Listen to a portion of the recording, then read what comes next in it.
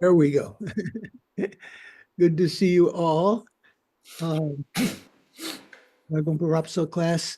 Good to see some of you who have been missing. We're missing some of our own um, classmates. Sumvansh is in India on pilgrimage, I think. Still, he sent some photos recently, quite recently, of him in Bodh Gaya with the stupa behind him and everything. And he messaged that he made prayers for our class, and so prayers and offerings for our class, as Nadine had done on her pilgrimage to Sri Lanka some time ago. Um, yeah, and Paul and Jennifer are at the CPMT meeting in Nepal at Kopan. So there are probably a couple of other people who have other things that forgot to let me know. So good to see you. We're going to begin with some chanting of some prayers, which Louise will kindly put up there.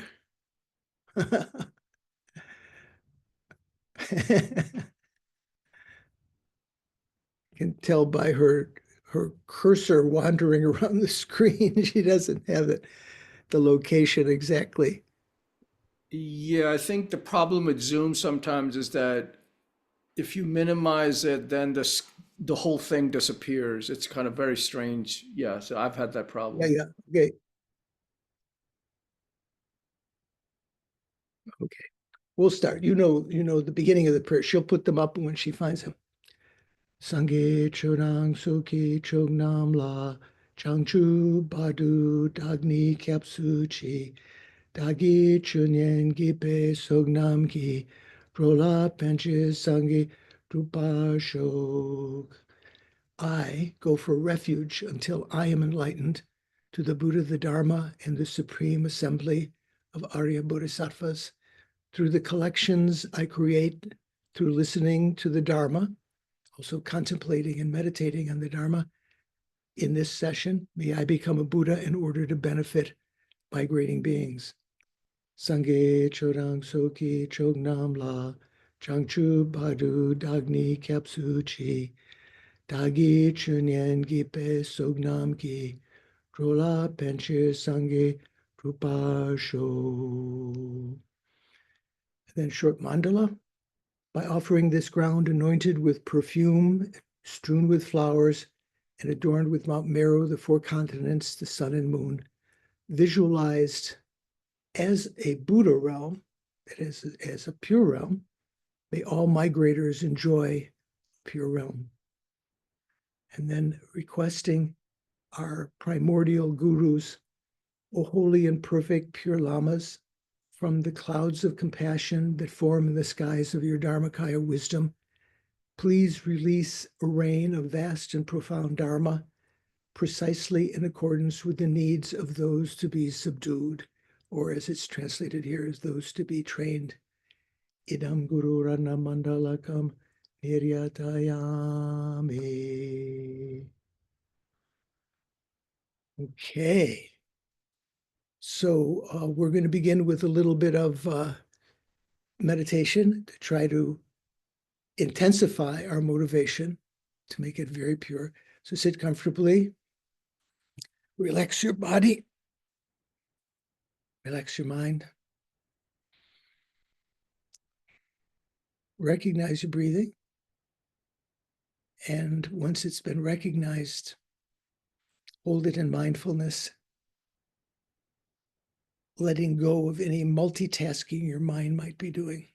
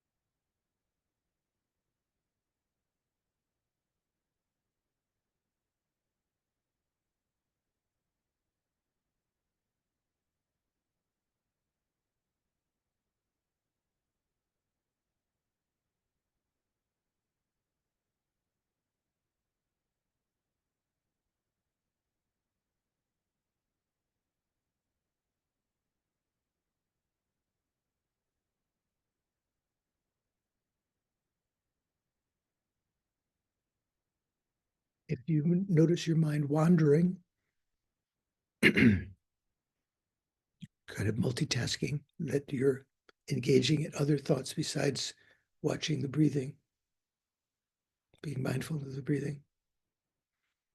Recognize that fact and bring your mind back to the breathing, letting go of your attention to the other streams of thought that you were being disturbed by.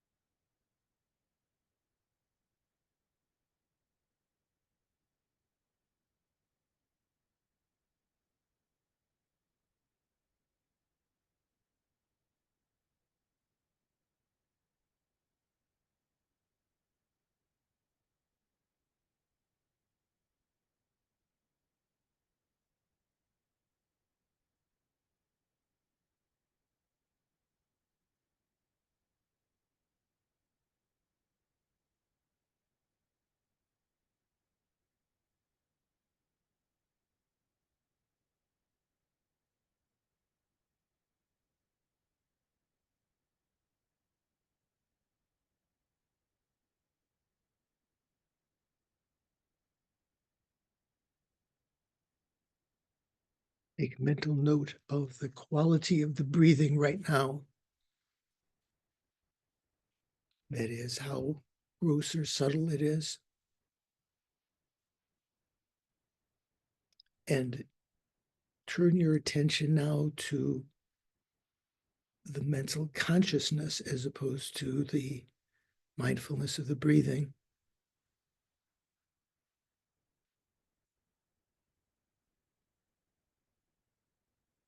As though bringing your attention to your heart chakra,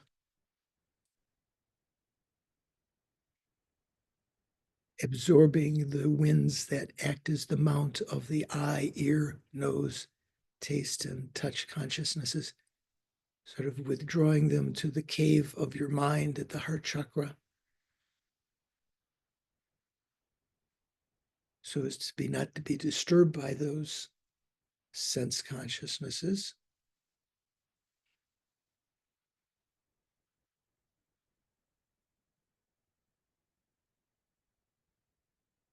Look at the quality of your mind.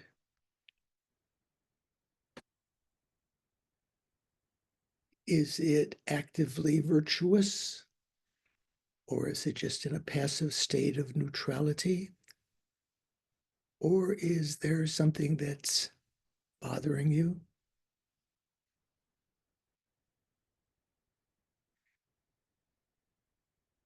All of these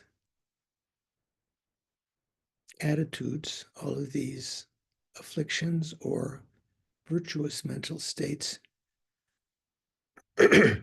emerge from the clear light nature of your mind.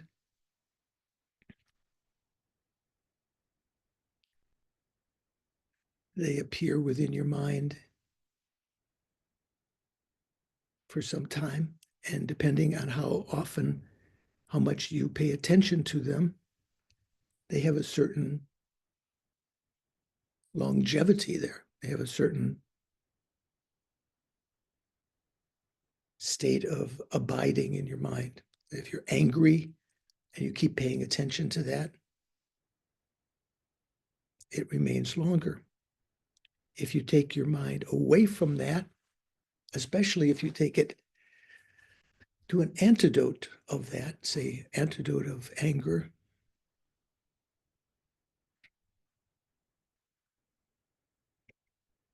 it will remain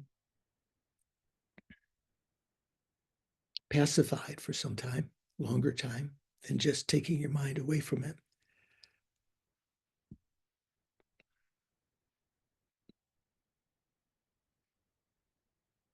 What allows this emergence and reabsorption of events into our consciousness is its conventional nature of clear light, one aspect of which is to not offer any resistance at all. All of the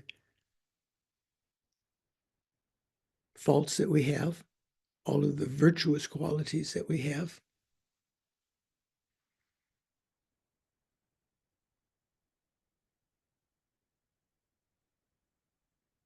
are impermanent. They're changeable mental factors and so forth. And we can, through applying the antidotes, eliminate the faults. And through familiarity, like practicing your tennis swing or your golf swing or your whatever, your yoga poses, we become familiar with them, with the virtuous states of mind, to the point where they will remain with us always. For instance, when we develop spontaneous bodhicitta,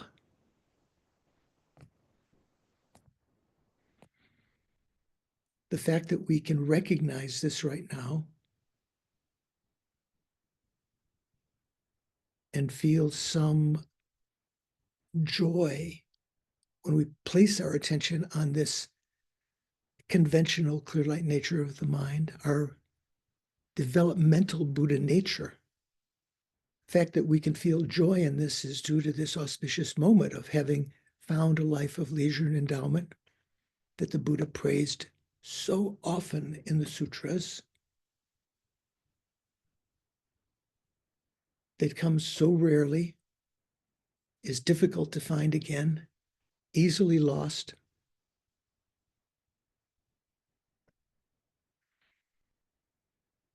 But has great meaning. When people talk about the meaning of life, what's the meaning of my life? Why am I here? We can understand the meaning to try to take the most pleasure out of this lifetime, to garner the greatest amount of power or influence or fame, or to be loved and revered by others. Or we can turn our mind to the sadharma, the holy dharma, as opposed to the worldly dharmas,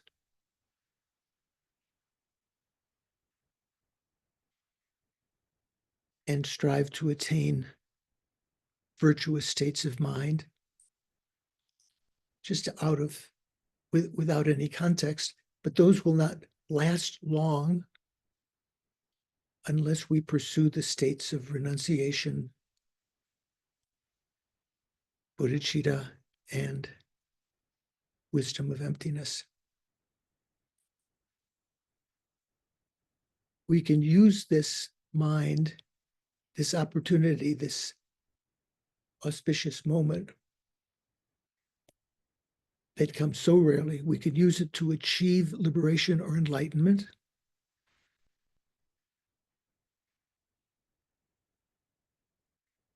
And the Buddha, in some Mahayana sutras, said that his intelligent disciples should not be satisfied with his own Hinayana teachings, his own teachings on the lesser vehicle, shouldn't be satisfied with those alone.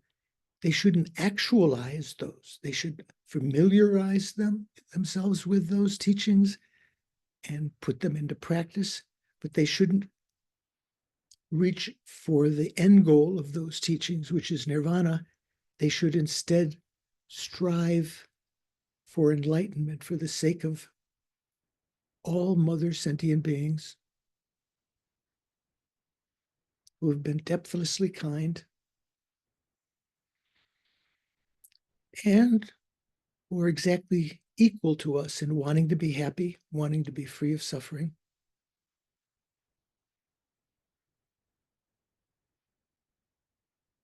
Exactly equal to us in deserving to be happy.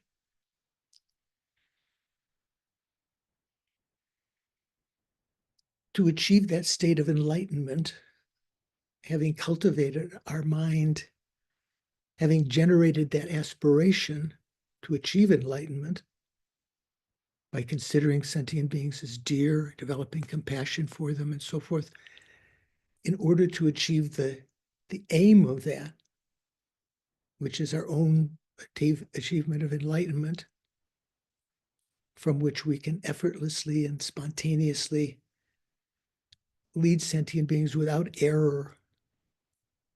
In order to achieve that, we need to accumulate the two collections of merit and wisdom. As the Buddha, one could say all of the Buddhist teachings in his many years of teaching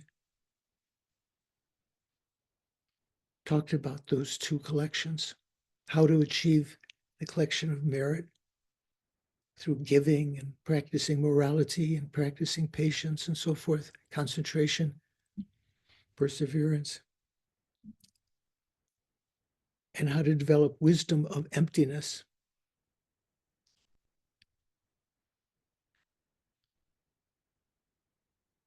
This text by Lama Tsong that we're studying, Rapsel,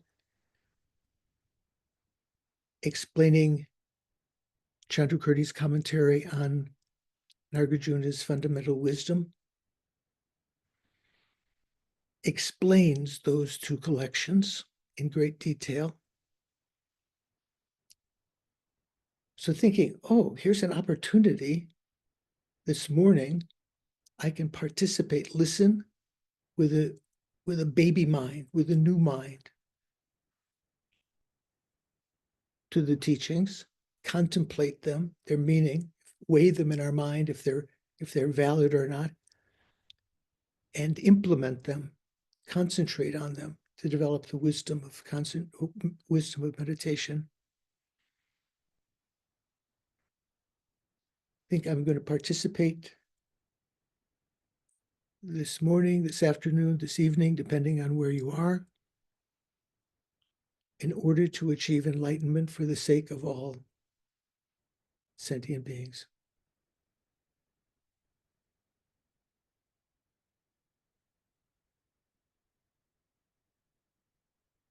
That's my goal.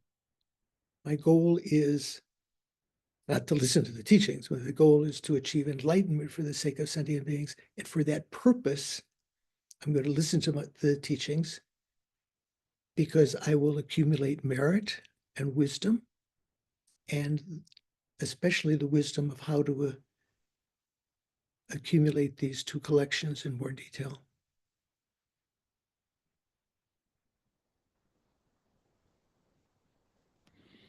Like in the Bodhisattva vows, wishing vows, and so forth, we should generate bodhicitta every day, again and again. That's what we're trying to do right now, thinking, that's my goal. All of these other things are peripheral. My fame, even the health of my body and so forth. Some of them are adjacent. We need to have healthy, long life in order to practice. But the main goal is not to achieve wealth and fame, notoriety, but to achieve enlightenment for the sake of other sentient beings. Okay. Thank you. Bring your attention back.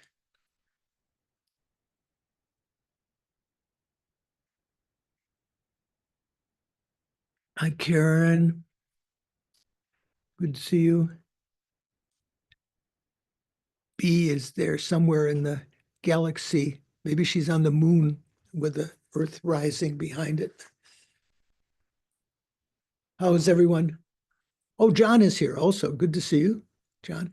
We're missing Paul this morning, I think, unless he pops up from Kopan. It's I think it's about 12:20 there, or something, or 12:15 or something, after midnight in Kopan, so he may not be there. David's here. Good to see all of you. Does anyone, some of you haven't been here for a couple of sessions, anyone have some questions that are perplexing you? Some Dharma itches, you need some calamine, Dharma calamine. Anna, how are you doing? Any questions? Thank you, Venerable George. I'm playing catch up. Thank you for asking. I hope you're not playing with ketchup like President Trump. You're playing catch-up, not playing with ketchup. Okay, that's good. So I wanted to remind you that, as difficult the subject matter is in certain places, some places obviously much more easy to understand in our text, to study about this leaves incredible imprint in the mind, especially if you try to understand it. If you analyze it and come to some understanding, remember the stories of the great beings in the past who achieved great, let's say, realizations and so forth in life due to the karma of a previous life of just hearing the teachings, even in the state of an animal, as a pigeon, listening to the texts being recited. So compare our situation with that. We can actually understand the meaning of the words as opposed to the pigeon. We can analyze it, leave an imprint in the mind. So, say, Stiramati, one of the great practitioners, disciples of Vasubandhu, had listened to the teachings as a pigeon in a previous life, and became very well known for his teachings on the explanation of the Abhidharma. So we're in a much better situation than that. Also, I think it was Kunga Geltsen, one of the great founders of the Sakya tradition, who said,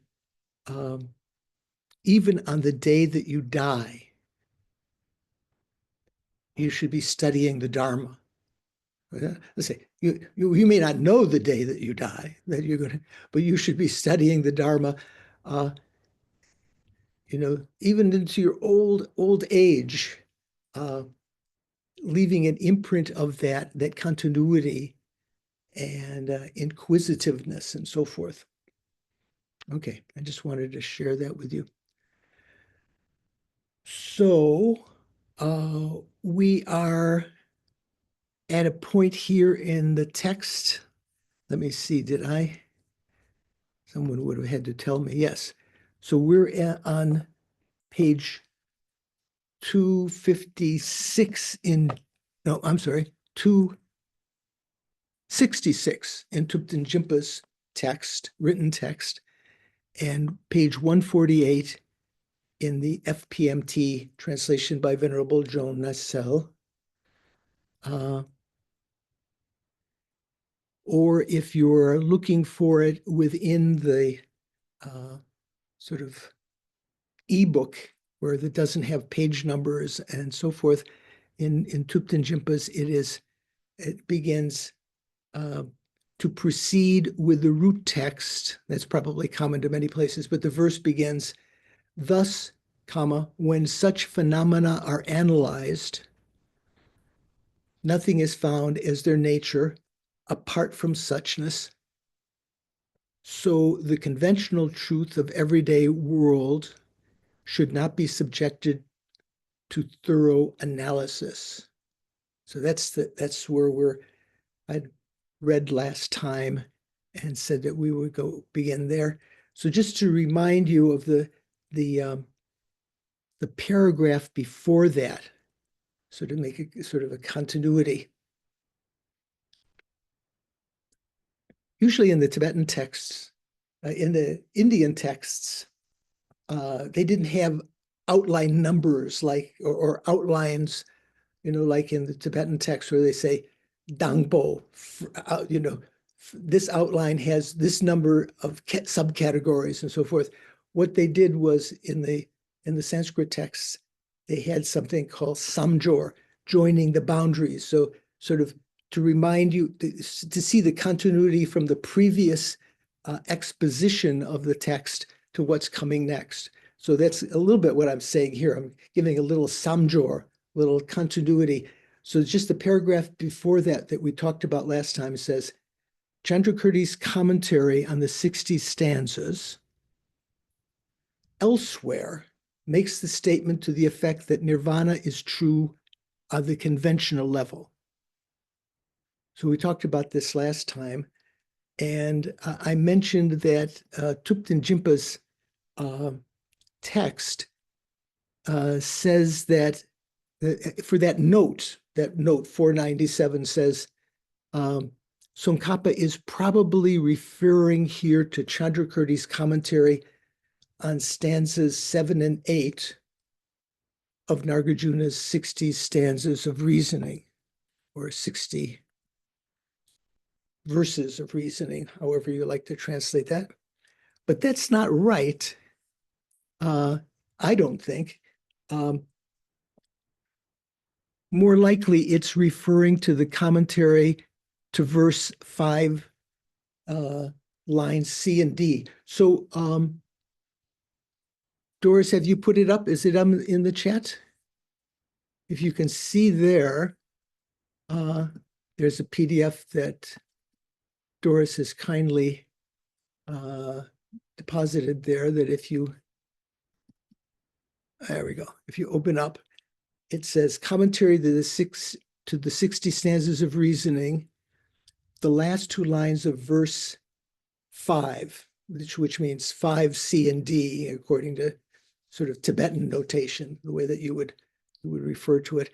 Usually in Sanskrit, the verses just have 2 lines, 2 padas, but in Tibetan, the first line usually is broken up into 2, so there are 4 lines in the Tibetan, which correspond to the 2 of Sanskrit. So here it says, note 497 in Jinpa's translation, in reference to the statement that we just read, Chandrakirti's commentary on 60 stanzas elsewhere makes a statement to the effect that nirvana is true on the conventional level. In his note to that, Jinpa says, Tsongkhapa is probably referring here to Chandrakirti's commentary to stanzas 7 and 8 of Nagarjuna's 60 stanzas of reasoning. But my own comment is, but that seems more likely that it is referring to the commentary to verse 5, the last 2 lines of that. So during our last class, Paul did mention, he didn't say which verse it was, but he did find this reference that is in bold. If you see just below that, there's some translation of commentary to verse 6, to verse 5 by Chandrakirti. Well, let's read it. So there's a qualm. Is nirvana also a conventional truth? And the answer or response to that is, it is indeed. If the imputation samsara exists, then there is there is the imputation of nirvana because both are worldly conventions. So it says that nirvana, or even enlightenment, or emptiness, could also be a worldly convention. It is taught in the Bhagavati. What's the Bhagavati?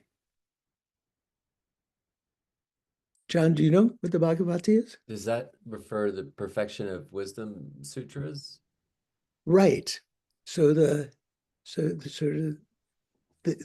transcendent mother, Dhamma, yeah. the great mother. So the wisdom aspect of the teachings. So we have the method aspect and the wisdom aspect.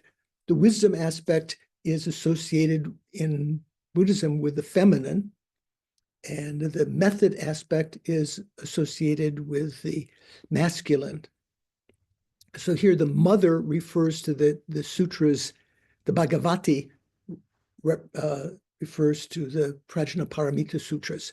So it is taught in the Bhagavati. It doesn't say which one, and it's hard to find exactly.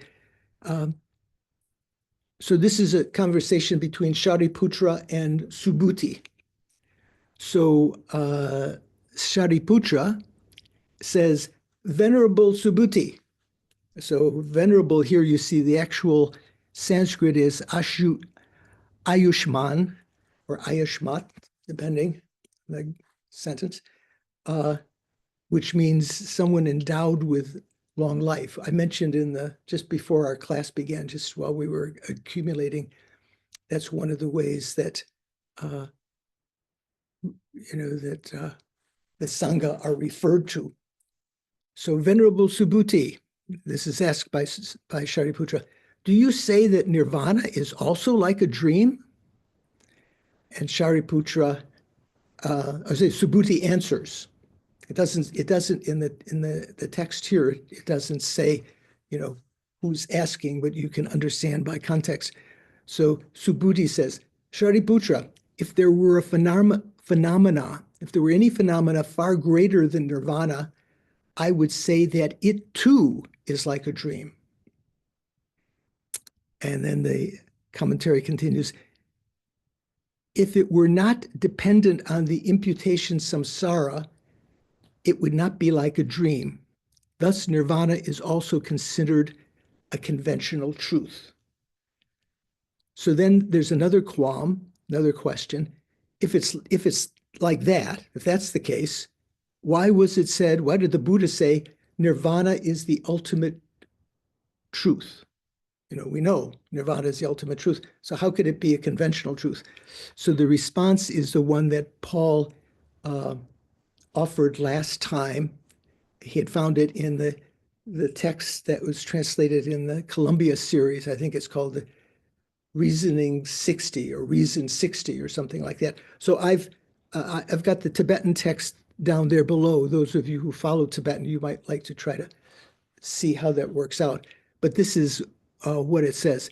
Because its nature is non-deceptive for the world, or in the world, worldly convention calls it ultimate truth. So it says ultimate truth because the world sees it as non-deceptive. It calls it conventionally, by worldly convention, ultimate truth. That which is deceptive, in other words, the compounded phenomena, there's a double is there, shouldn't be, is not an ultimate truth. The compounded is not an ultimate truth.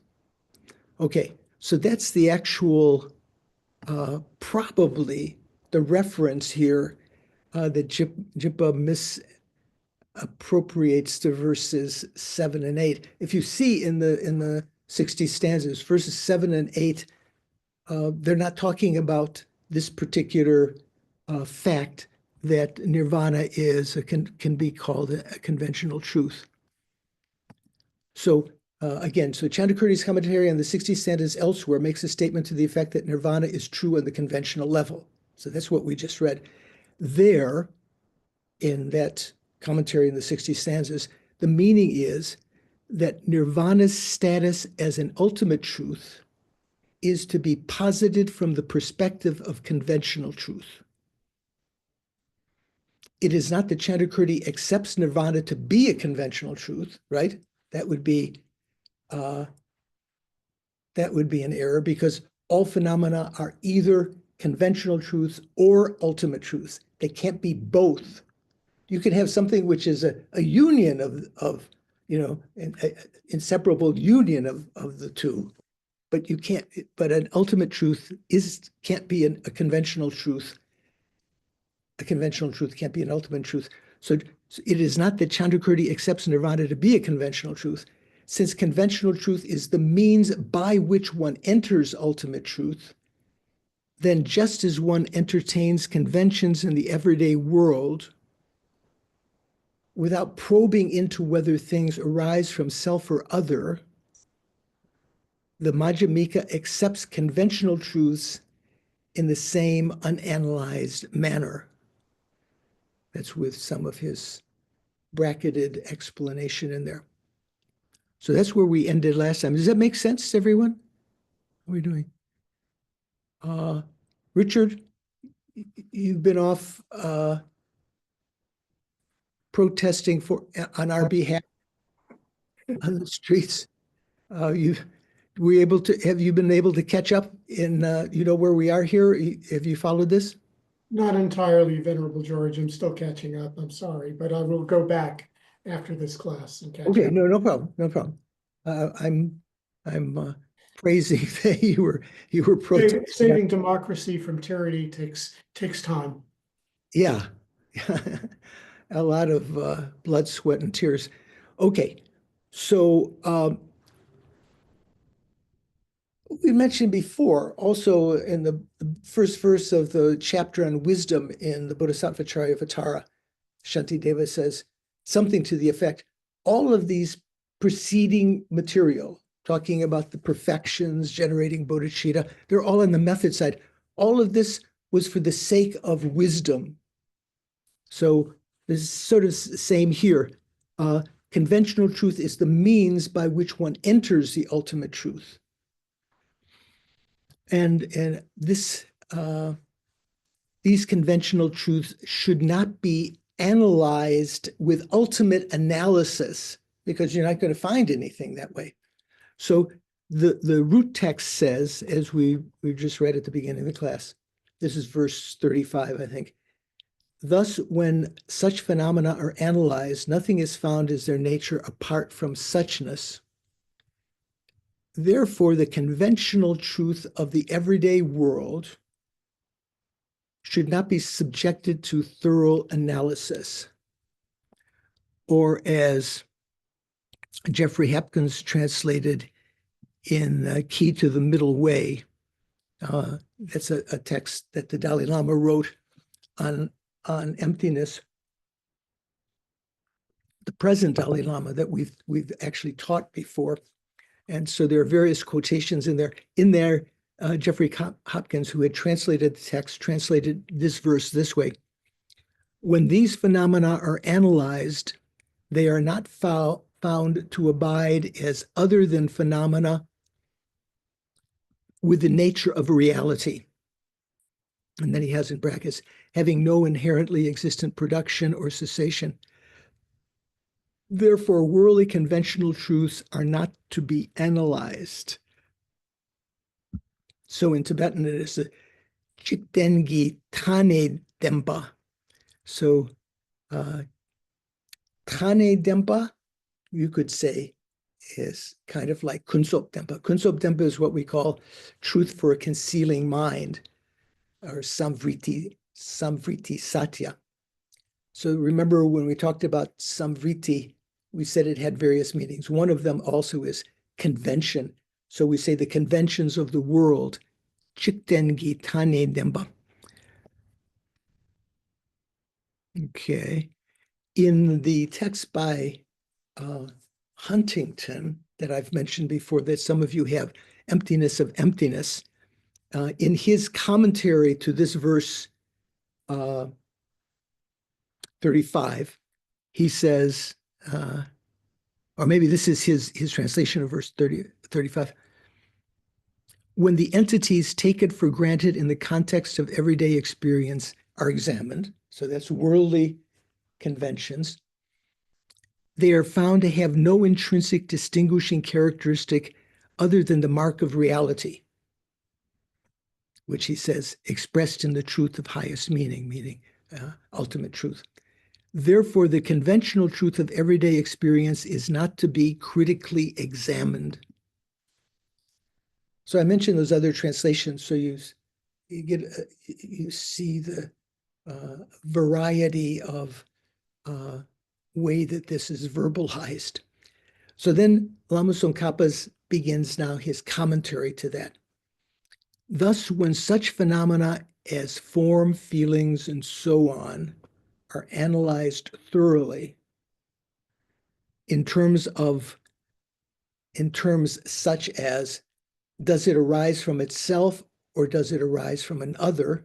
So that's not the kind of analysis that is suitable to make on conventional truths. Beyond the fact that they do not arise or cease on the ultimate level, that is, apart from suchness as their nature, nothing else is found, no other extra dimension, such as arising and so forth. So when we analyze things, conventional things, with the ultimate analysis, do they arise from themselves or from other or whatever? We find nothing. That's the finding of emptiness. We don't find any kind of arising. We don't find any conventional truths. So the conventional truth of the everyday world should not be subjected to thorough analysis in terms such as from itself, from other, and so on. So what he says there, I wanted to talk a little bit about that. Again, in Huntington's book, which is worth reading for his commentaries, the notes to the verses, he says, and he quotes here Chandrakirti's Madhyamaka Bhashyam. So Lama Tsongkhapa doesn't always draw everything from the Bhashyam, from the Madhyamaka Bhashyam that Chandrakirti wrote. Lama Tsongkhapa doesn't quote everything in the Gompa Rapso. Some things he leaves out, and he adds a lot more. So it's presumed that someone who's studying, let's say at the Tibetan monasteries, if you're studying Gompa Rapso, you're familiar with the Madhyamaka, so you'll know this these facts that Huntington mentioned here. So he says, Chandrakirti's commentary, this is on note 54 on page 235 of Huntington's text. Note 54, page 235. He says, Chandrakirti's commentary provides the following illustration. Suppose that through the proper combination of wood, strings, and workmanship, a lute is built. So a musical instrument is built. You have wood and strings, and then the craftsman who puts it together, the technique. When a wise man listens to the sound of this lute and examines what he hears, he will discover that it actually comes from nowhere and goes nowhere. Well, you might say that, oh yeah, the sound comes from this vibration of the strings and it goes out in concentric or, spheres or whatever. But here, the tone is simply the end result of the skillful assemblage of wood and strings. In the same way, when a yogi examines any composite thing produced from causes and conditions, that yogi finds there's only emptiness. That means when they engage in ultimate analysis on any composite thing that arises from causes and conditions, any conventional thing that is impermanent arises from causes and conditions. If you analyze it with ultimate analysis, you find only emptiness. Well, that's a great finding. When I say only emptiness, you find that's all you find. The distinguishing characteristic of things is that he finds only emptiness. Quote, the distinguishing characteristic of things is of the essence of space. This is quoting the Basham. When an entity accepted as existent on the basis of conventional truth, so it means our conventional reality, is closely examined, one discovers that the only actual mark or characteristic feature of this entity is its emptiness. There is no real discrete object. So that means, you know, there's nothing you can find within that when you try to analyze it. There's no real discrete object to be found, despite the fact that everyday experience, that in everyday experience, the entity is produced and destroyed. Nevertheless, the truth of the screen, this is what Huntington translates as, conventional truth. One of the ways that he translates conventional truth. So as though there's a screen that things are projected on. Nevertheless, the truth of the screen which governs the world, so conventional truth which governs the world, is not to be absolutely discredited. And this morphs into the next verse, which is a quotation from Aryadeva. It's a very famous quotation. Just as a barbarian, and this is Jimpa's translation, just as a barbarian cannot be sustained through a language other than their own, likewise, worldly people cannot be sustained except through the conventions of the world, or as is translated in the 400 stanzas of yogic activities in the translation in, it used to be, I think, in Wisdom Publications. Just as a barbarian cannot be guided by a foreign language, right? A barbarian comes, doesn't speak your language. You can't easily tell him. You have to somehow find someone who acts as your translator to be able to talk to them. Just as a barbarian cannot be guided by a foreign language, ordinary people cannot be guided except by the way of the ordinary.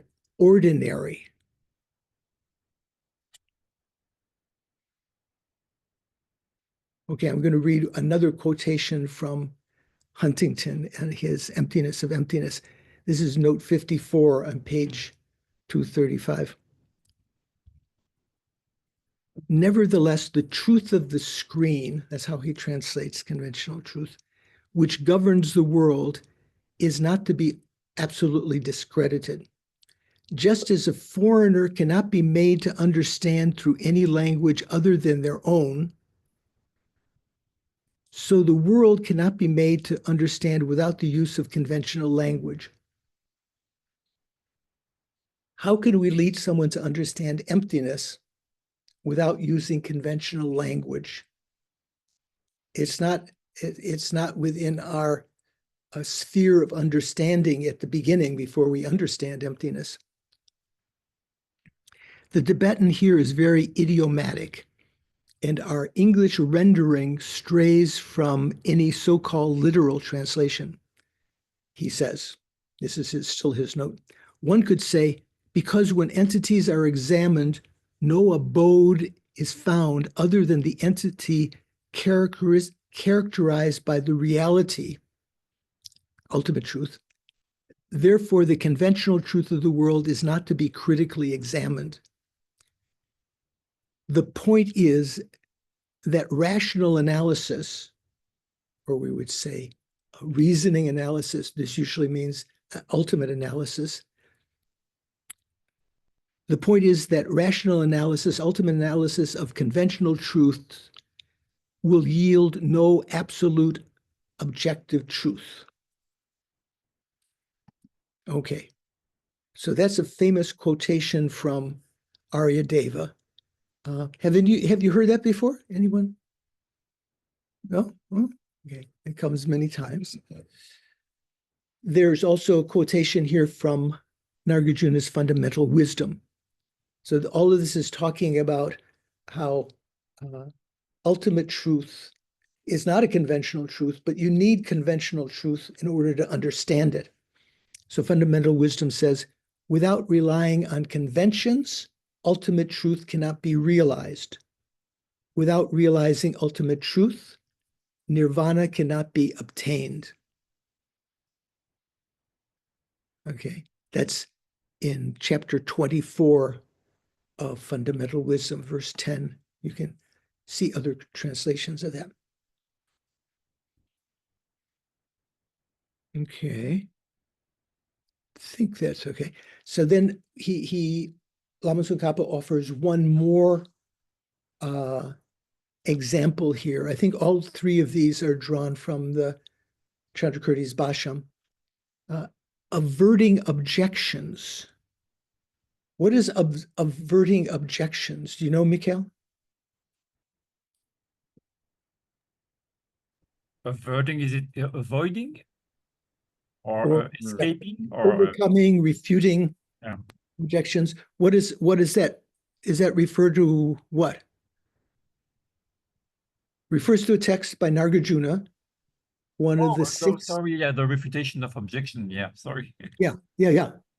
So it says, without accepting conventions, we will not engage in exposition.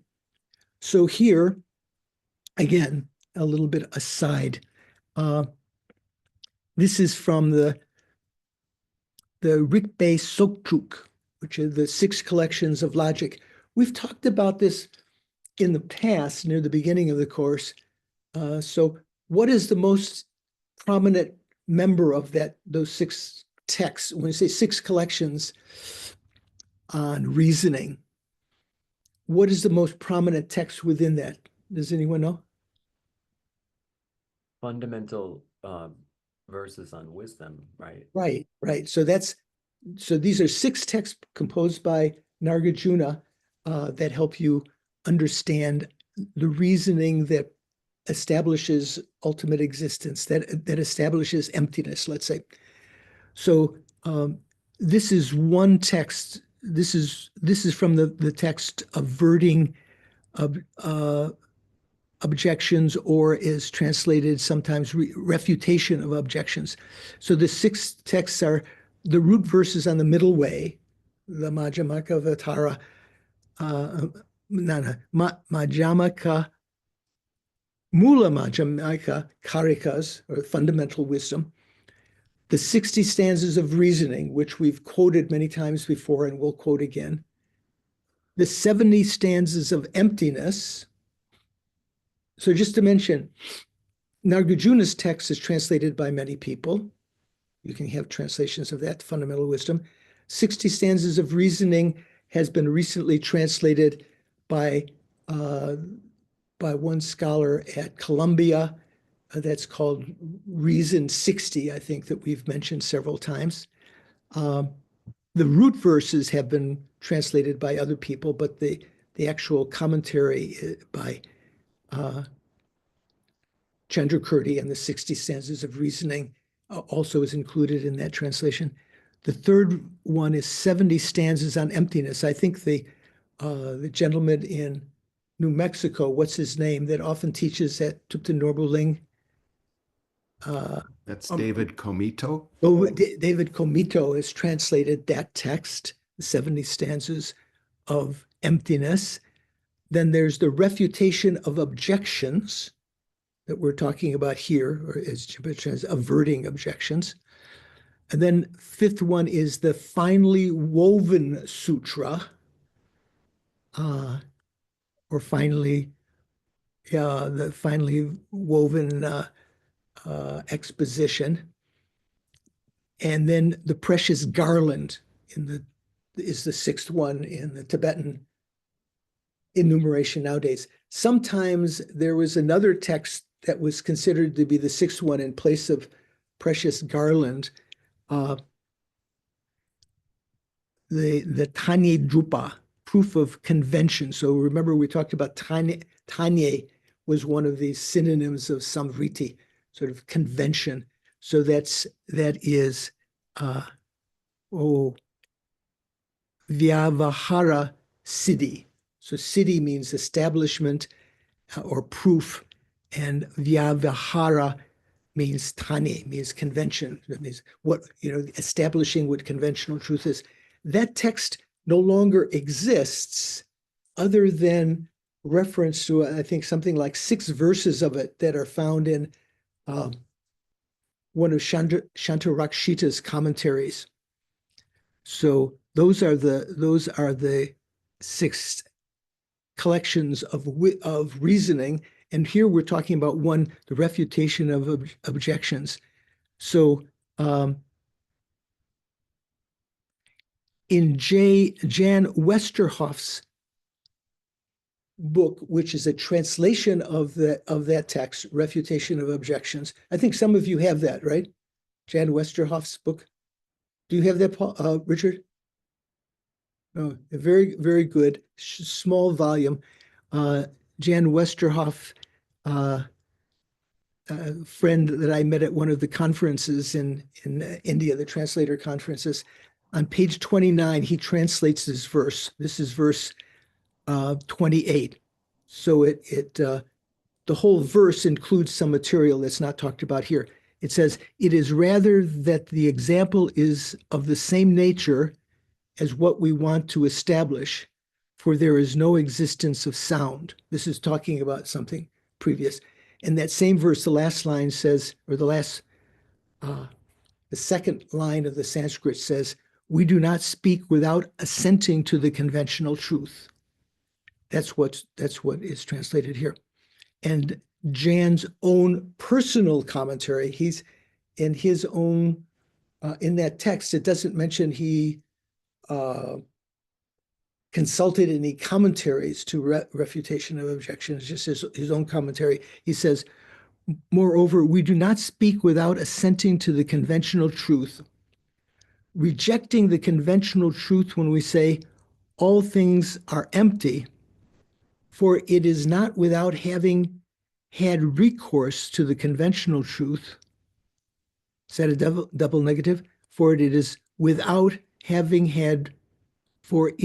not without having had recourse to the conventional truth. So we need conventional truth that the nature of things can be explained. As it was said, not having had recourse to the conventional, the absolute is not taught. Without having apprehended the absolute, liberation is not reached. To this extent, all things are empty, like my speech, and insubstantiality is established in both ways. So, a lot of words. Are you getting the gist of what the thrust of what's being explained here? Rachel, are you following?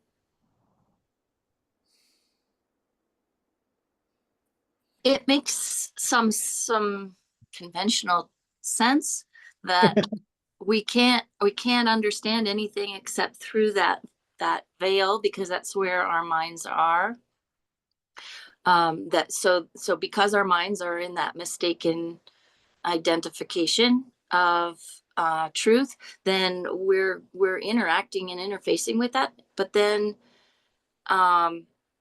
that means anything that we're saying is coming through that filter. Right. Yet, even though that is what the Buddha said false, that is deceiving, the fact that they appear to be inherently existent, still they are used to explain emptiness. Hi, who is just shown up in Anna's screen there? Is this her IT helper, or is that? Seems like it. Where did that disappear?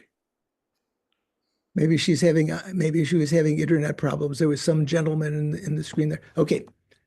So I think that's a good explanation, Rachel. So we need conventional truth to explain the ultimate, even though all conventional truths are deceiving by nature. They're not, they don't exist the way that they appear. Still, they have a use. So Lama Tsongkhapa's commentary continues. Here, after these three quotations, here, analysis, quote unquote, and quote, non-analysis, unquote, refer to analysis or non-analysis pertaining to suchness. So that's talking about, when we're talking about analysis here, we're talking about ultimate analysis. What does that mean? Trying to find the object imputed within the basis of designation.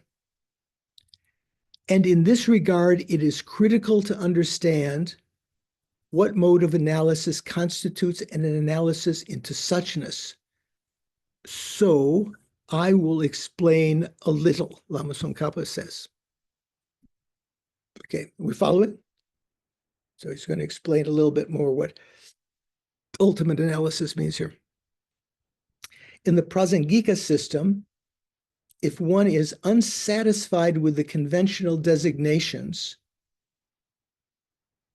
what would that mean? You know, like if I say, someone says, what's an Apple tablet? What's an iPad? And I point to my iPad. You can't see it, it's off screen here. If you're not satisfied, they say, but what is the iPad? Is it the processor? Is it the screen? Is it, you know, what is the actual essence of, if you're not satisfied with the conventional designation, just the name, like where's that horse? You ask the blacksmith. I've given this example several times. They just, oh, it's over there. That's the horse. If you're not satisfied with that, you want to find what's the essence of horse. So in the Prasangika system, if one is unsatisfied with the conventional designations and in relation to statements such as the sprout arises, you know, the sprout has risen, the sprouts are in the garden, they've risen, one analyzes what exactly is the referent of the phrase. If you try to analyze that way, does the sprout arise from itself, from another, and so on? From that point on, the analysis becomes an inquiry into suchness, into emptiness, ultimate analysis. This is entirely different from everyday inquiries based on worldly conventions, such as, where have you come from? Or who was that guy in Anna's screen a couple of minutes ago, right? That's the example, you know, just everyday inquiry. Wasn't asking, you know, who, you know, what was his essence or something like that. This is entirely different from, ultimate analysis is entirely different from everyday inquiries based on worldly conventions, such as, where have you come from? Where are you going? Where is it? You know, where's my wallet? Mom, where's my iPhone? I've lost my earbuds. Where is it, outside or inside? All of those are just worldly inquiries. So those are conventional truths. Okay, continuing. Svatantrika Majjhamaka, the other Majjhamaka school, you know, when we talk about the of the Mahayana schools of tenets, we have Chittamatra and Majjhamaka. Majjhamaka divided into Svatantrika and Prasangika, and Svatantrika itself divided into others. But anyway, Svatantrika Majjhamaka, on the other hand, opposed to Prasangika, does not consider the above degree of analysis to constitute probing into suchness. They don't consider that to be ultimate analysis. When you try to find the, you know, let's say the inherent quality there within the basis of designation, what the thing actually is, because they accept that there is an inherently existent thing there. So if you search within the basis of designation, you can find the thing. So for them, that's not a finding of emptiness. That's just conventional analysis, right? Svatantrika Madhyamaka, on the other hand, does not consider the above degree of analysis to constitute probing into suchness. For them, an analysis becomes an inquiry into suchness when someone analyzes whether something exists by the power of being perceived by a cognition as defined previously. When he says, when Jimpa translates here, above, the Tibetan word gompa can mean, previously. So previously on, what do we say here? This is note, trying to do on my, so note 501 says, see pages 174 to 180 above, where Tsongkhapa explained in some detail the Svatantrika Madhyamaka criteria for what is to be negated when establishing the view of emptiness. So we've talked about that in detail before, so you can go back and check that. Or I can just give a little bit more here. So let's see.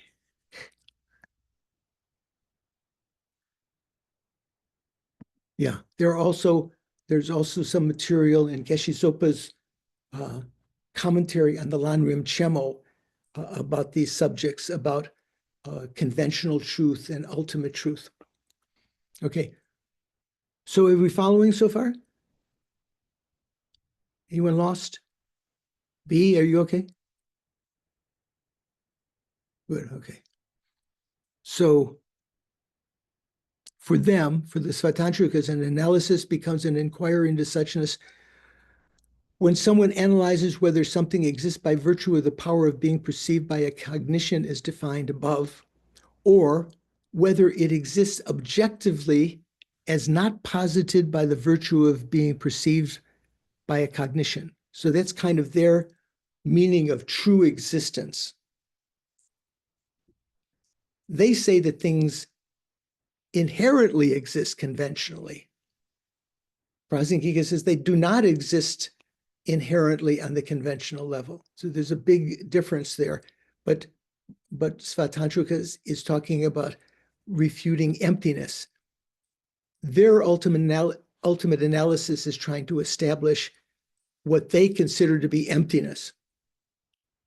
Thus, because of their two different ways of identifying the object of negation, two different boundaries of what constitutes an analysis into suchness emerge for them as well. Right? So that's this just following on. You mean just for those Vatantrikas or for Vatantrika and Prasangika? The Yeah, two so I'm ways. saying two different modes of analysis between the two, Svatantrika and Madhyamaka. Yeah. So yeah, so for Prasangika, Madhyamaka, if you try to find the object imputed within the basis of designation, you'll find nothing. And that finding of nothing is sort of like Dawn, that you're trying to find an inherently existent mug, for instance, or an inherently existent person, or whatever you're analyzing. When you search in that way, you can't find that inherently existent thing that is imagined. And that dawns upon the mind as a non-affirming negation, as a mere negation. So that all that appears is a mere negation, which is emptiness. So at that point, you're not actually thinking this is emptiness, or I found it, or something. Your mind is only in concentration on that. That's what you found. Whereas for Svatantrika, they say you do find something when you analyze within the basis of designation.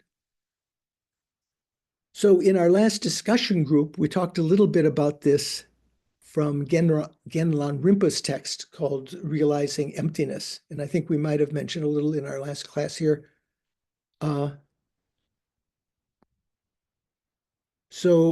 Stephen, of the three, the basis of designation, the object designated or the phenomena designated and the mind designating or imputing, do they have a causal relationship? Does the basis of the designation exist out there before you impute a name on it? So, Venerable George, the analogy you give us is of a tripod, and all three sticks of the tripod are supporting each other. So they arise simultaneously. So one doesn't come first. The tripod is simultaneous. It's a natural relationship, not a causal relationship. So one doesn't have to precede any of the others. So when you're imputing something, those three factors occur simultaneously. And that's what constitutes an imputation or a designation of something. I'm sorry, because I spaced out. What the three factors being what? Yeah, I'm glad you spaced out so we can say once again. Yeah. So generally, we're not exactly clear before studying Prasangika what their view of things are. We say that all phenomena are merely imputed, right? So how does that process of imputation take place? Is there like a basis of designation, like the parts of my Subaru arranged in a certain fashion? That's a basis of designation that I impute the name Subaru on, or that others have called Subaru? Or is the basis of designation of the person, such as the five aggregates, and the name that's imputed upon it, person, and the consciousness that does the imputing? What's the relationship between the three of those? They have a natural relationship. What that means is they all are simultaneous. It's not as though there is first the basis of designation out there, the basis of imputation existing out there, and then we give a name to it. When we identify the basis of designation, at that point, we're also giving the designation. We're also giving the imputation at that point. The mind is simultaneous with that. So those three are like, as Stephen reminded us, it's not my own analogy, it's found in the scriptures. This process is kind of like the natural tripod, where the three sticks of a tripod are balancing one another. If you try to take two sticks, unless you stick them in the ground, if you just take two sticks, it's not stable. It will fall over one way or the other, right? If they're balanced on one another. But if you put another third stick in there, a third leg, that will be stable. So that analogy is sometimes given as to the process of imputation. Yeah, John.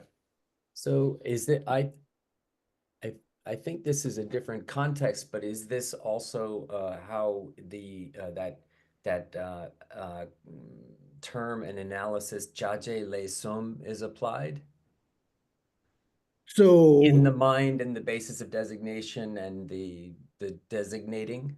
So that's a little bit different. So jache lesum, what is that? Who remembers what that is referring to? Anyone is familiar remembering when we talked about the terminology? So ja, je, le. So ja means what? Action. Action. Je. In this case, it means the object, I think. No, it means Or the jebapo. Oh, the agent. The agent, or we say the Doer.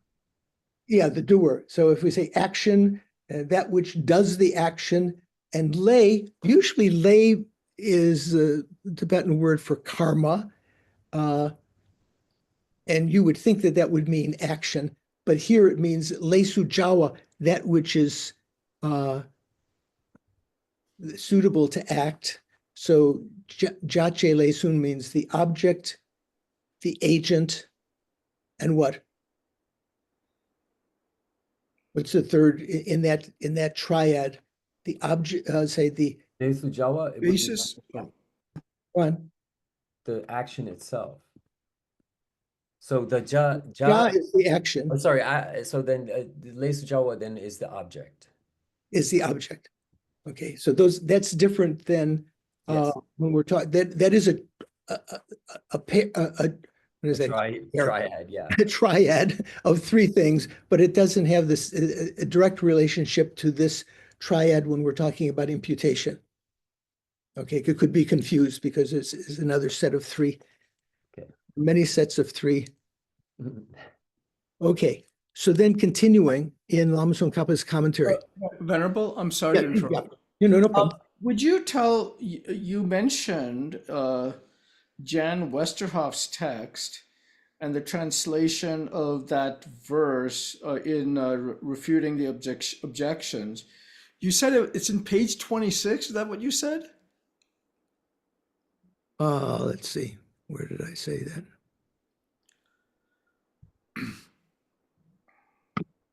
It is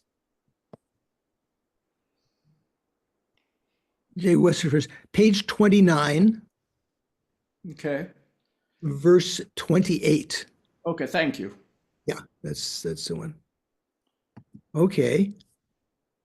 So where were okay, so continuing in Lama Tsong Khapa's failing to comprehend, and then he has in brackets, what exactly constitutes an analysis into suchness? Now, this is referring to Svatantrika and others who don't understand what the Prasangika view means of ultimate analysis, right? An analysis into suchness. Failing to comprehend that, some people define the distinction in the following way. Say, for instance, Devadatta has not arrived at a specific place. Poor Devadatta is used often as an example in many of these many places, just as a person. Say, for instance, that Devadatta has not arrived at a specific place. Initially, one mistakenly thinks he had arrived, but subsequently, when one examines whether he has arrived, you come to realize that he has not. So that's like, for instance, in our class, maybe I think someone is here, and then I look around all of the different pictures on the screen and I don't see them, and I realize that they haven't arrived, they haven't come, right? In this way, some people characterize all unanalyzed perspectives to be wrong, to be erroneous. If you don't analyze. In this way, they characterize all unanalyzed perspectives to be erroneous and all analyzed presentations to be veridical. I find tossing in that word, it means to be veritas, to be true, right?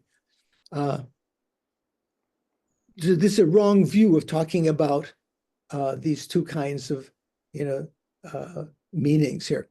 But such an approach is neither that of the Madhyamaka system nor that of the Buddhist epistemological schools, the schools that deal with the Pramanavartaka and the Pramana Samuchaya that Dignaga and Dharmakirti wrote. So what schools, of the four schools of tenets, which depend on, rely on the Pramana? Anyone know? Richard, is that something you've studied? No. KT, do you have any idea? I think Stephen might know. Just what's popping in my mind, Venerable George, is the followers of reason, but I'm not sure what school they are with. So Sautantrika? No. usually Sautrantika has followers of faith and followers of reasoning. Vaibhashika has followers of faith and followers of reasoning, but they're depending on different texts. So usually it's this Sautrantikas. So that's a Hinayana schools that are depending on the text by Dignaga and Dharmakirti, like that. But the I'm sorry, Venerable, so Sautantrikas, but the followers of reason underneath them, right? There are two divisions of Sautrantikas, followers of reasoning and followers of faith, or let's say followers of faith and followers of reasoning. So followers of reasoning follow also the Pramana texts. What are the followers of faith? What is their main basis, their main text?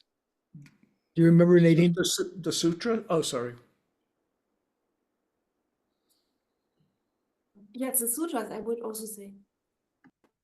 Followers of faith. So yeah, something to check of the two divisions of the Sautrantika there. One kind of dividing them up into followers of faith, followers of reasoning. See what the followers of faith are. So anyway, here, but such an approach is neither that of the Madhyamaka school, Madhyamaka system, nor that of the Buddhist epistemological Pramana schools. Because, or in other words, for one finds in both of these two traditions, the Madhyamaka and the Pramana schools, numerous facts established by valid cognition within the unanalyzed perspective.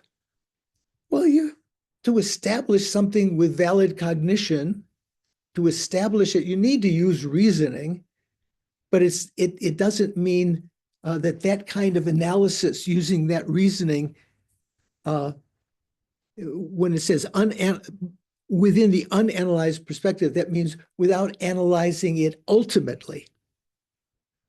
One finds in both of these two traditions, the Madhyamaka and the Pramana schools, numerous facts established by valid cognition within the unanalyzed perspective, without trying to find the basis, within the basis of designation, what is being imputed upon them.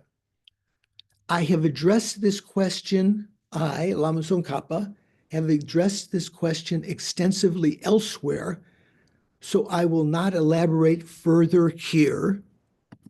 And that is note 502. So this is worth checking in the translation of the Lanrim Chemo. So in note 502 here, Jimpa is referring to the English translation of that, the 3-volume set, not talking about Geshe Zopa's commentary, which will maybe be more useful once you find what chapters are being talked about. So this is in the 3rd volume, pages 163 to 194. So before I say more about that, Mikhail, what did you want to say? Yeah, just when he says numerous facts established by valid cognition, I mean, perception is also a valid cognition. Yeah. Then? So is it included in this idea of facts established by valid cognition? Yeah, some other, if you just talk about some other mind or some other thing can establish perception. But if you're just talking about what you perceive, the objects of perception are established by the fact that you perceive them with, let's say, an eye consciousness or an ear consciousness or whatever of the 5 senses, right? Let me just, before we take a break, let me just mention here. So when Jimpa said, check volume 3, the 3rd volume in that set is mainly about the section on what's called Lakton, on wisdom, right? Penetrative insight, meaning penetrative insight into emptiness. Volume 3, pages 163 to 194. So taking that volume out and seeing the subjects there, that corresponds to chapters 13, 14, and 15 in that English translation. So if you have that third volume of the English translation, that corresponds to chapters 13, 14, and 15. So you can check that. And these correspond to chapter 7 in Geshe Zopa's commentary. So how many volumes were there in Geshe Zopa's commentary? 5 already? 5th one is the one on wisdom. And in that text, it's chapter 7, which corresponds to these 3 chapters from Lanrim Chemo, 13, 14, and 15. So if you want to check what Lama Tsong Khapa was talking about here, he said, I've addressed this question extensively elsewhere, so I will not elaborate further here. So there's a really juicy discussion. We can talk on Monday about how there's no contradiction about how things can be analyzed conventionally and established conventionally. They can conventionally exist, yet still just on the level without engaging in ultimate analysis, just as we've been talking about before. So finally, it says, in brief, we should understand that if one analyzes the facts of conventional truth through critical reasoning, inquiring into suchness, that means using ultimate analysis, trying to find the basis designated. If one analyzes that way, all conventions of the everyday world will come to be undermined. So you won't be able to find anything. You won't be able to find the iPad. You won't be able to find the person. You won't be able to find the horse. If you try to use ultimate analysis, what you will find is emptiness. Okay. So Louise, you want to remind about taking a break? Is that what? Okay. So we'll take a break. Let me just read this next outline title here. So we've talked about, we said earlier there were 3 topics that were going to be talked about, trying to clarify the Prasangika view of the Svatantrika. One was that if phenomena were inherently existing, we're not talking here, we're talking about inherent existence as opposed to true existence. Svatantrika says all phenomena are empty of true existence, but conventionally they are inherently existent. So, but Chandrakirti clarified that if you would say that phenomena are inherently existent, then the first fault of that would be that the meditative equipoise of the Aryas, who are directly realizing emptiness, that would destroy those conventional objects. We talked about that some weeks ago, right? The second subject was what? That if phenomena were inherently existent, they would withstand ultimate analysis.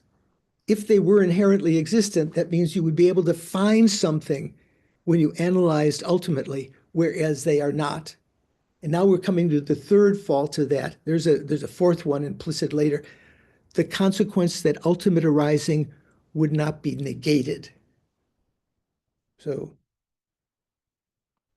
generally, I think even Svatantric would say that phenomena are not ultimately produced, ultimately arising.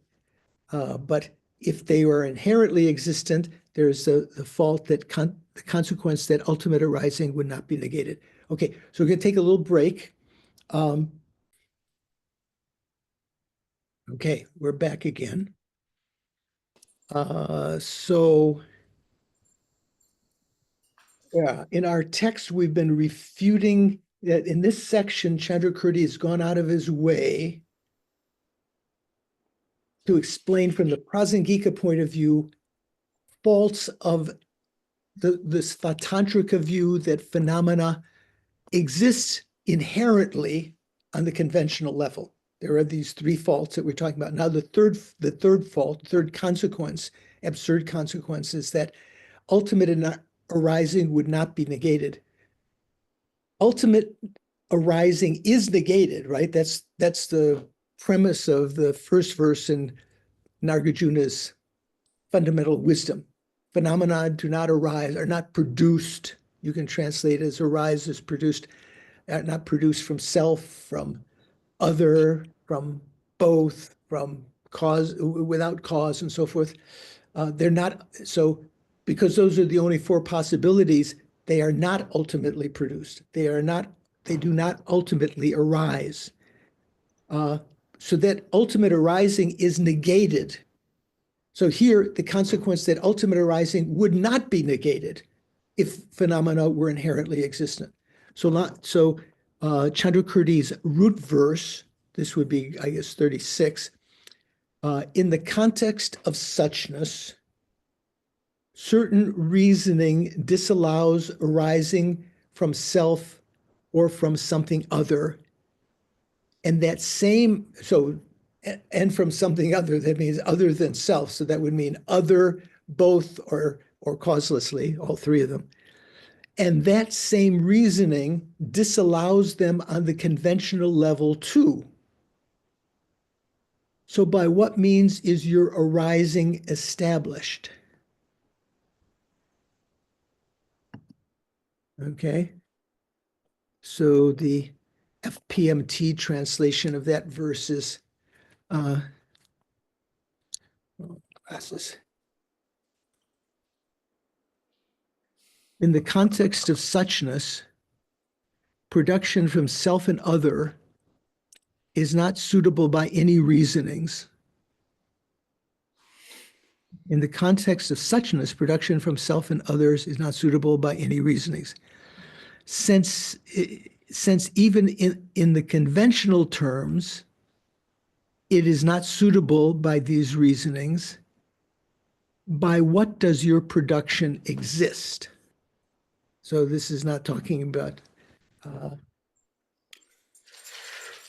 it's essentially still, still talking about the critique of the Svatantrika. Okay, so Lama Tsongkhapa, Lama Tsongkhapa here now quotes directly from the Basham. A lot of times sometimes he paraphrases the Basham, sometimes he quotes from it, sometimes he leaves it out, what the Basham said. Here he's quoting, what is it that when all the ropes of clinging to things as true existence are cut? Why is it that when all the ropes of clinging to things as true existence are cut? So talking to the Svatantrika, you've cut all of the grasping to true existence, but you're still grasping to inherent existence.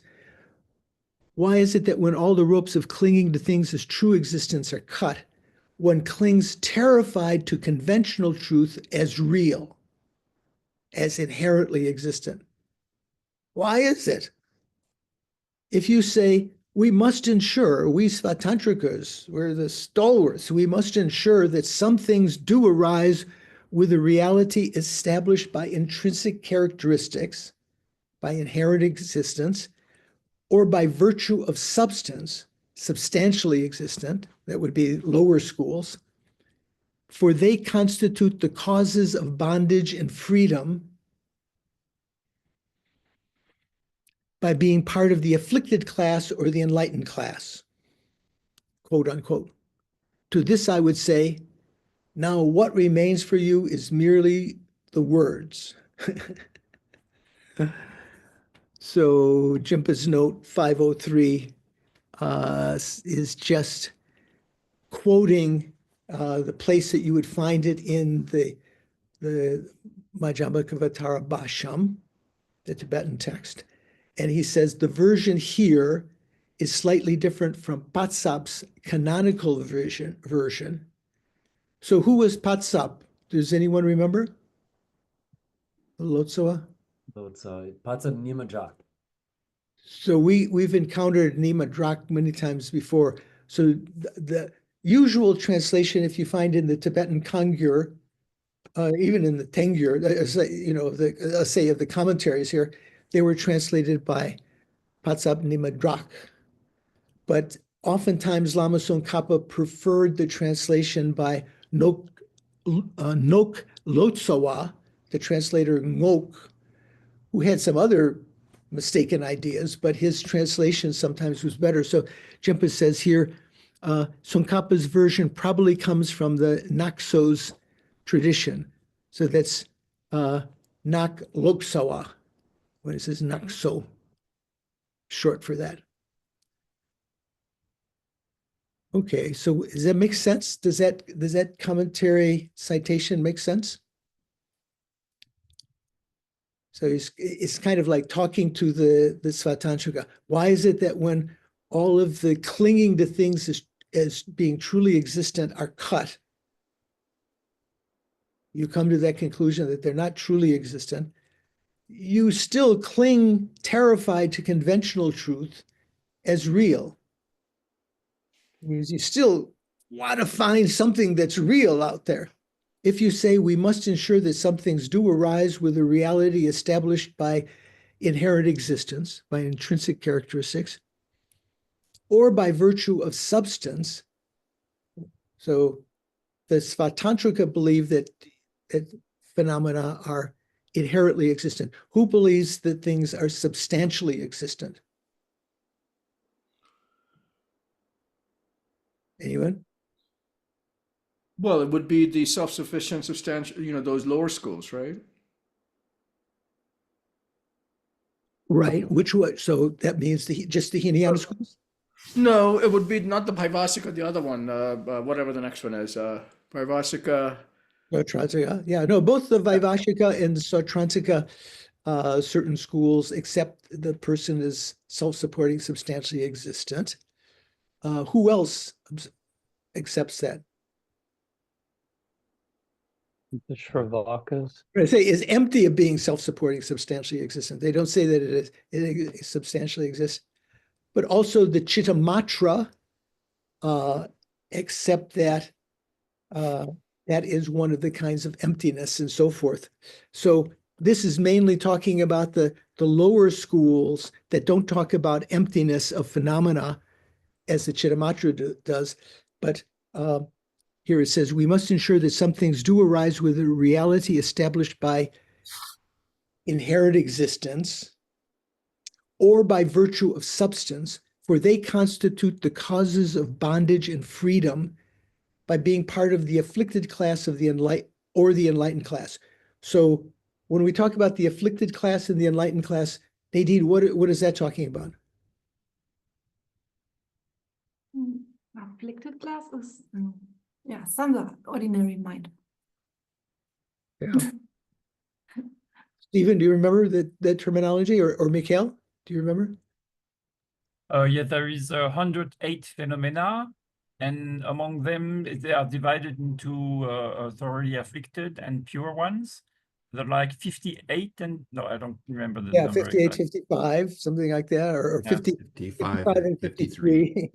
We get 108. So what does that mean? There are 108 phenomena? No, they're numberless phenomena. So in the Prajnaparamita sutras, they often talk about phenomena starting from form to omniscient mind. And so in that enumeration of various kind of things, there are 108 categories. So some of them are of the afflicted class, that means things that get you involved with samsara, and some are of the purifying or enlightened class that get you out of samsara. So we talk about those two divisions. So for they constitute, go on. And they are subsumed under the fourth truth, right? What's that? These 108. They are subsumed under the four truths. The four truths can be found within the 108 categories. Yeah, the thoroughly afflicted were like the true sufferings and the true origins, and the pure ones were the true path and true cessations. Right. They could be found in those sections, but there are other things besides that. Okay. So here, that's what's being talked about. So we must ensure that some things do arise with in some kind of findable reality, either substantially existent or for the very lowest schools, or inherently existent. Otherwise, there will be no basis for escaping from samsara, escaping from bondage. So bondage means that we are tied to cyclic existence, and there would be no basis to achieve freedom or liberation, moksha or tarpa, because they all of these things are parts of the afflicted class or the enlightened class of the 108 categories. You can find supposedly all phenomena could be found in that. To this, I would say, now what remains for you are merely the words. Okay, so what did I check that before? 503 says, yeah, that just says that is more following Aksu's translation. So Jimpa's commentary on that, translation of Lama Tsongkhapa's commentary says, why?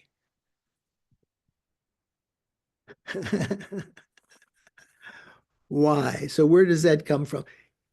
Lama Tsongkhapa's commentary generally doesn't have the root verses in it, although some editions do have it. So what is he asking why about? He's talking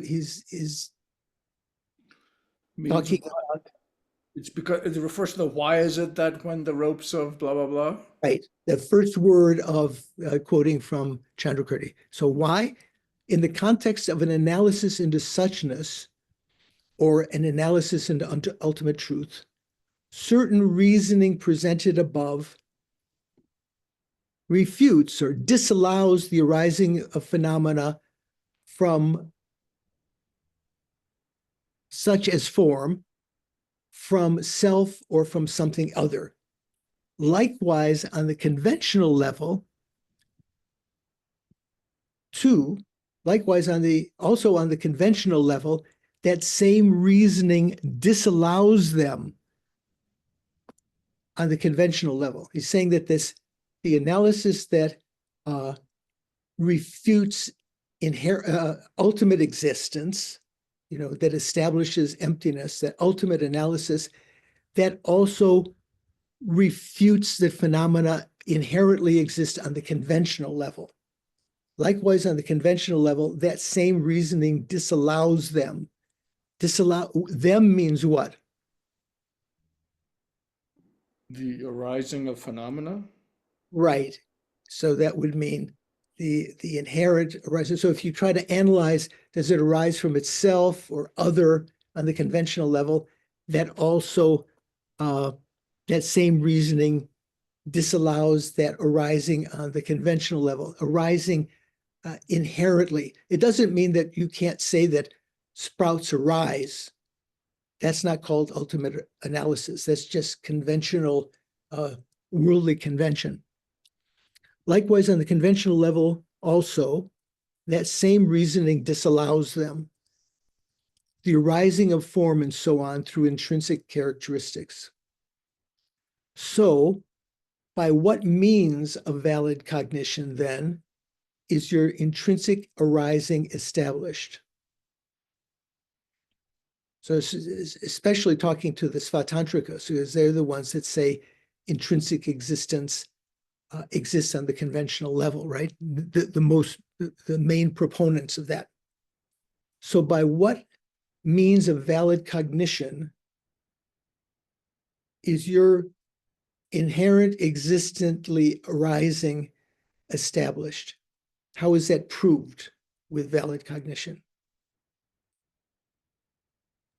So Lama Tsongkhapa continues quoting from Chandrakirti. He says, therefore, quote unquote, Chandrakirti states, arising by virtue of intrinsic characteristic does not exist on either level of truth.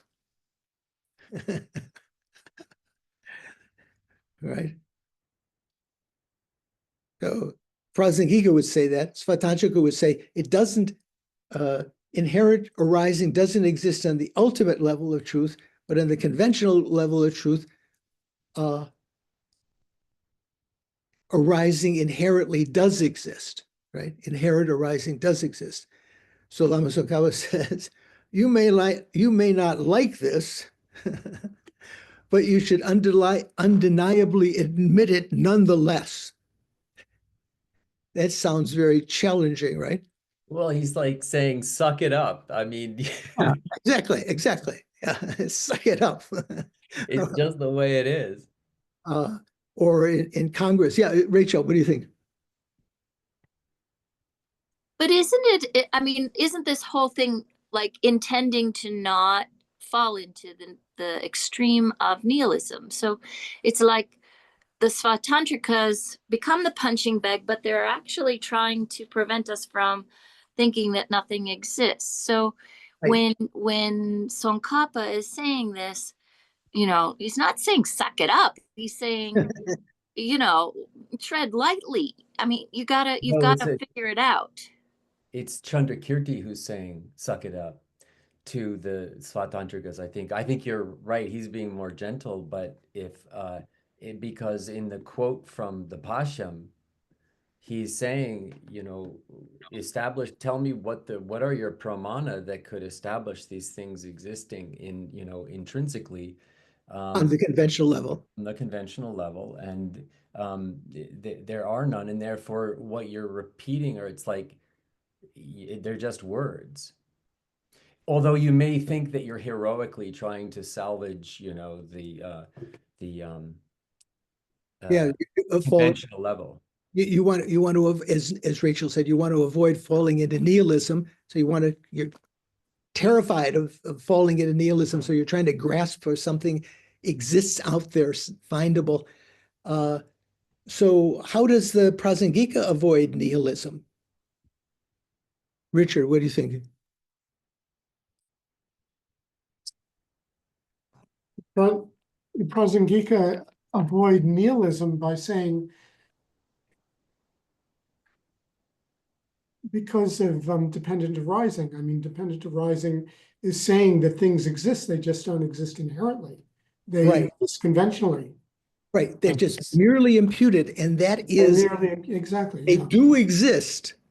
They do exist conventionally as being mere imputations. So that's their defense of, to avoid falling into nihilism. So let's see. Did we see note 504? What did note 504 say here? So he's just quoting, 504 is just quoting the place in the commentary where that says. So Lama Tsongkhapa's commentary continues. As for the arising negated through analysis into suchness, so that means the analysis that we've been doing, you negate or you refute inherently existent production. That's called ultimate analysis, analyzing suchness. As for the arising negated through the analysis into suchness, even on the conventional level, the commentary characterizes this in his commentary preceding the relevant root text, as arising possessing a reality born of substance. The subsequent summary statement explains it as well in the same manner. Therefore, it refers only to a form of arising whereby what is to be negated is qualified in terms such as arising by virtue of intrinsic characteristic. This is the end of that quote. It in no way refers to arising per se. For Chandrakirti states on countless occasions that it is inappropriate to apply ultimate analysis to the facts of conventional truth. Okay, so that maybe still needs some commentary there. Let's just see. Yeah. So I think let me just read the next paragraph or two without much analysis, and we will start from this, what we just read, and these two next time. So Lama Tsong Khapa continues, why does Chandrakirti maintain that if the reasoning probing into suchness does not negate arising by virtue of intrinsic existence on the conventional level, so that same analysis, probing into that ultimate analysis, if it does not negate arising by virtue of intrinsic characteristic on the conventional level, the consequence would be that it would mean that ultimately established arising remains not negated.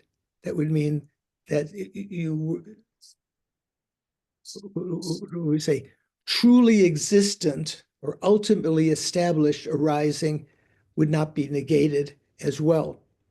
The reason is, it is because the moment something is characterized as existing by virtue of its intrinsic characteristics,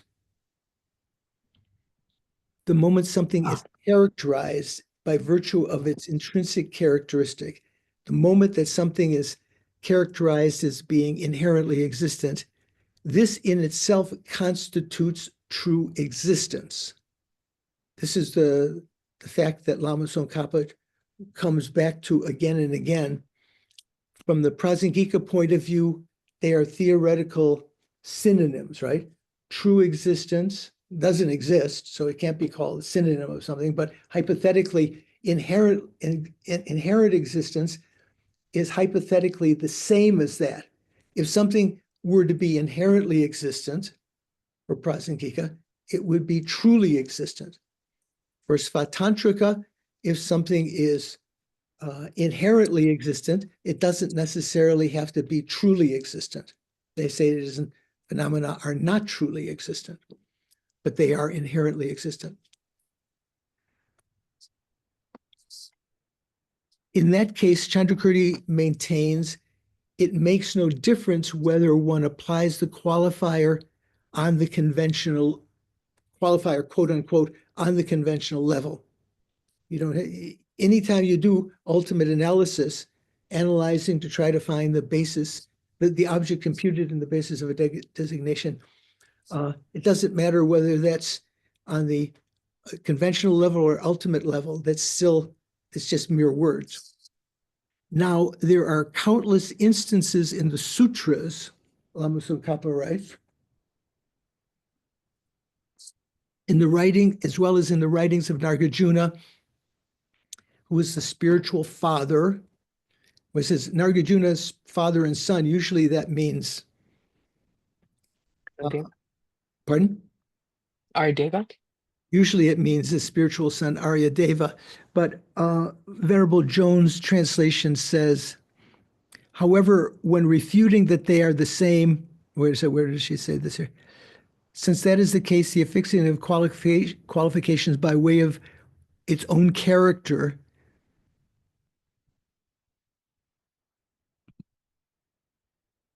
I don't have that one exactly. So where is that? She translates that a little bit differently, I think. Where is this?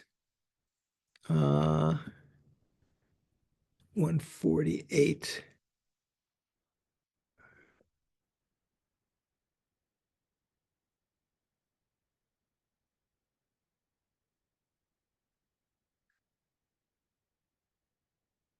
Therefore, the projected in the convention. Since through merely being established by way of its own characters, it comes to be truly existent, we assert that affixing and not affixing in conventional terms to that production by established by way of its own character is the same. Since that is the case, the affixing of the qualifications by way of its own character, inherently by way of its own entity and so forth, to the object of negation occurs untold times in the sutras and texts of the two, the father and son, She doesn't identify what she thinks that is, and this master. So that probably means Nagarjuna and Aryadeva, as well as this master. That means Chandrakirti.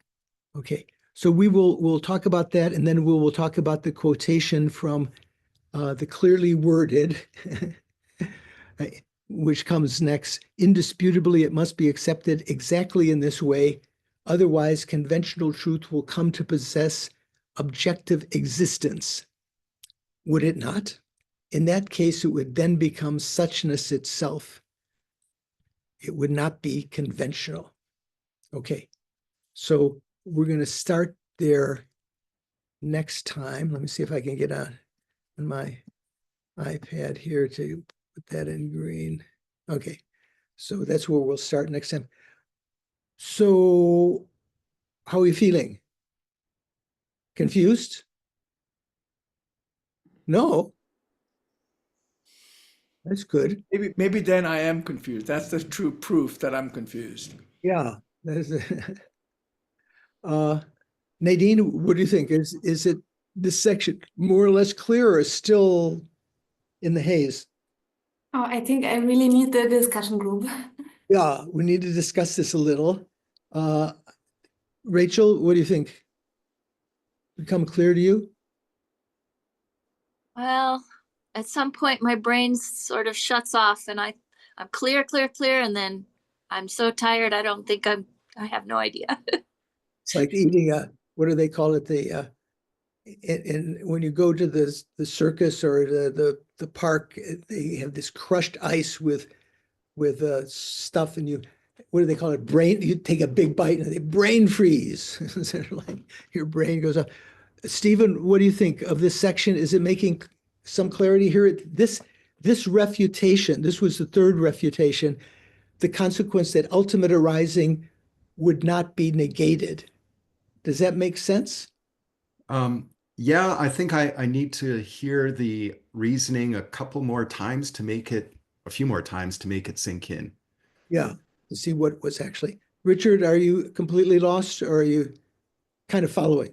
Not completely lost, but I'm going to need a little bit of time to get back in after the couple of weeks. Yeah. I have to, Okay.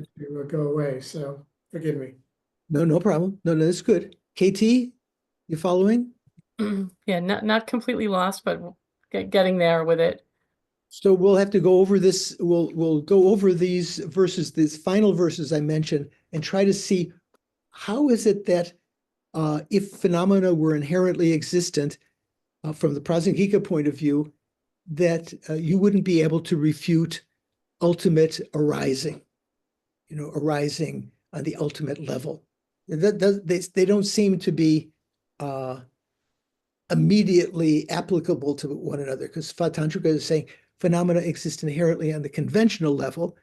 Lama Tsokapa or Chandrakirti is saying because of that, you wouldn't be able to, on the ultimate level, refute or to, let's say, to establish emptiness, to refute ultimate arising. They would seem on the certain level to be talking about two different levels of truth, but we'll talk about that more in discussion group and next time. Any last comments, thoughts before we finish up?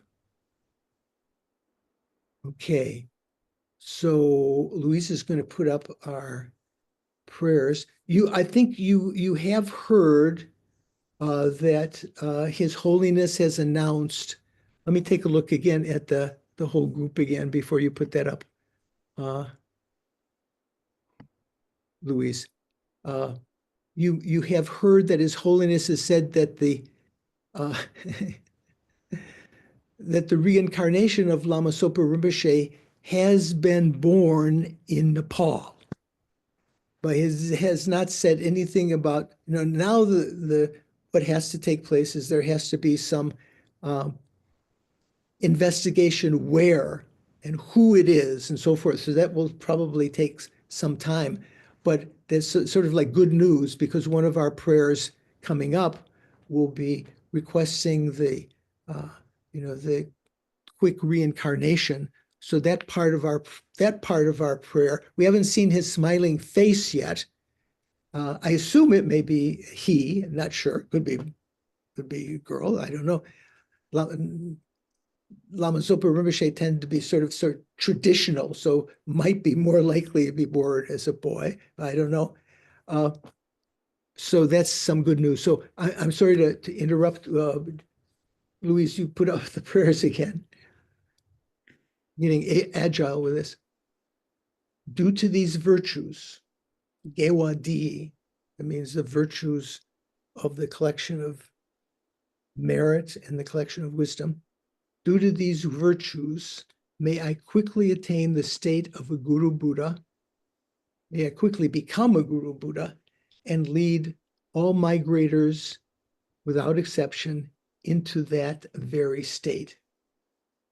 May and thinking as a prayer, as a result of these virtues, may the supreme precious bodhicitta that has not arisen in my mind or in the minds of others, may that arise and grow.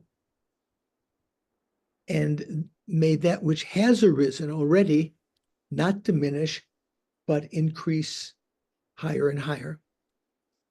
And then for the prayer for the swift return of Lama Zopa Rinpoche, Kapche Lama Zopa Rinpoche, peerless teacher and assembly of children of the conquerors, that means the Bodhisattvas, Shravakas, Pratika Buddhas, victorious Losang Drakpa, the spiritual father, and your two sons, Gyaltsabche and Khedrubche, together with your Gelugpa lineage and so forth, all the objects of refuge of the infinite realms, please, I request you, bestow here and now the virtue and goodness to accomplish this prayer. In upholding and spreading the Muni's precious and complete teachings through explanation and practice, you wore the armor of patience that is never discouraged. Incomparable, venerable Lama Zopa Rinpoche, venerable Guru, to you I make request. You are the sole gateway through which all benefit and happiness emerge, while striving exclusively for the welfare of the victorious one's teachings and for mother living beings, mother migrators. You suddenly departed to peace, at which I lost hope. Nevertheless, through the undeceiving truths of the oceanic blessings of the Triple Gem and the great waves of bodhicitta of the conqueror's children, may the smile of a new reincarnation swiftly beam in glory for us fortunate disciples. So that part hasn't been actualized yet.